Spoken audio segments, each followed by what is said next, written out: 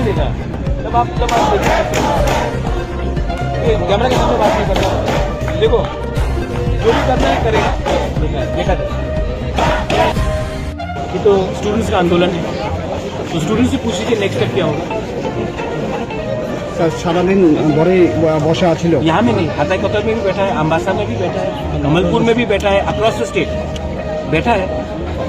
Students को भी, student के दिल में भी पेन है, तो हमें भी तो स्टूडेंट्स का इशू को एड्रेस करना चाहिए, या फिर सिर्फ इलेक्शन के टाइम ही हम लोग बात करें।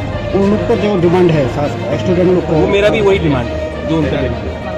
सर आज क्या बातचीत हुआ है असेंबली में आप देख लीजिए, हमने इशू भी उठाया है, लेकिन असेंबली में उठाया है, रास्ते में भी उठाएंगे, आने वाले दिन में और जोर से उठाएंगे।